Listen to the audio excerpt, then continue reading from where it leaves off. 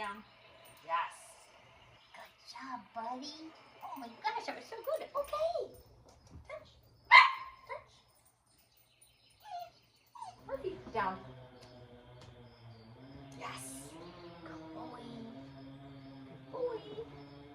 Touch. Touch. Good job. Good job. Oh, baby. Oh, good job. Okay, get up there. Down. Yes.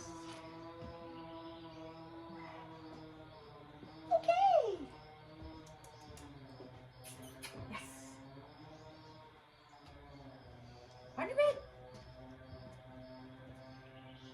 Yes. Good. Very nice. Okay. Good job. All right, we are here with Murphy and doing really nicely. I can tell you've been practicing some of your place cue and your down. We are going to start introducing the concept of stay, which we refer to as kind of a multifaceted exercise, meaning there are a bunch of different elements that we are working on when we're talking about stay. Um, First off, what position is the dog in? We're going to work on down stay. And also, we really need to realize that stay means the only thing you can do until you hear your release cue is move your head around and wag your tail. You're really not supposed to move any other part of your body until, again, I've given you a different cue or you've heard your release cue. For us, for the most part, it's going to be your release cue. And so you can see what's happening right now is Murphy goes down, gets a cookie, gets up. So we really want to start working on settling into this position. So the different elements we refer to as the 3Ds: distance, distraction, and duration. So duration simply means how long am I asking you to do this. Then we add or we work separately on our other two, which are distraction, what's happening around the puppy when I'm asking them to do this, and then distance, which is how far am I away from the dog when I'm asking them to remain in that stay. So what I want you to think about is working on all three of these things like individual, like we're teaching three entirely separate exercises. So duration is usually the one that we start with because we can stay right next to the puppy and we can dole out as many treats as we need it to in order to keep the puppy in this position. So when we think about duration, we're just thinking of length of time. I'm going to be right next to the puppy in a low-level distraction environment, and I'm going to be rewarding the puppy as often as I need to in order to get them to not move. Okay, then I'm going to say the release cue. Okay. Good job.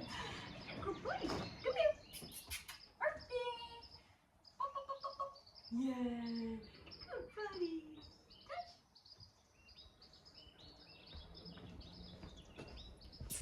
Touch. Yes. Touch. Yes.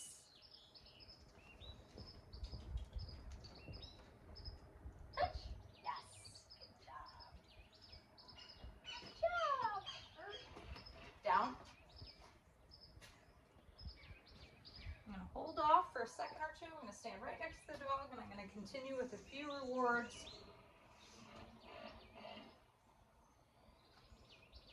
Really watching their body language. He's settled in kind of a nice, like lying on his hip. That's a nice kind of comfortable position for him to stay in. If he looks like he's going to shift, I'm going to quickly give him a couple more treats so that he does not get up. And then, okay, good job. Very nice. Right, go to bed.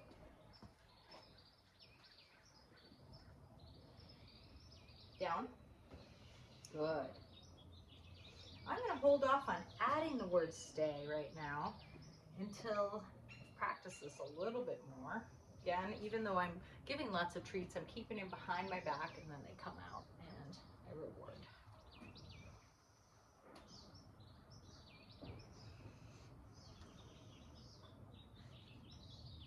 Okay, good job. And again, no treats after you release the puppy. Okay, now I'm gonna add a little bit of distraction. I'm just gonna wave a toy in front, give a treat. Wave a toy in front, throw it, give some treats, and then, okay, good job. So no duration if I'm working on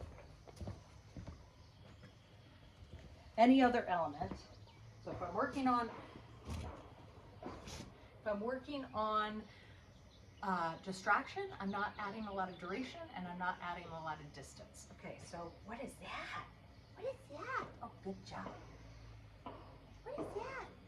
Oh, good job. Good job. Okay, very nice.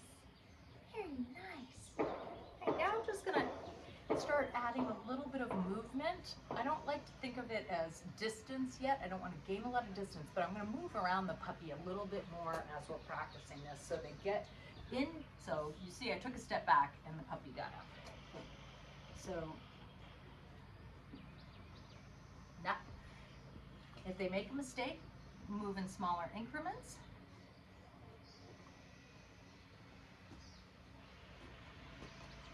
Okay, so you can see the minute I start taking a step or two back, the puppy thinks, oh, it's time. It's time for me to get up.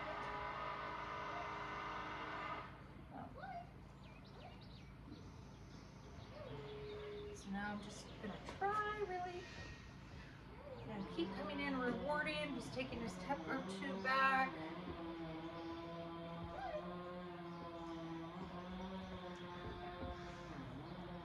So for demonstration purposes, I'm sort of pushing the envelope a little bit here, but that's not what I would recommend you do. I recommend that you work each of these elements in really small little increments because we want this dog to have super high levels of success.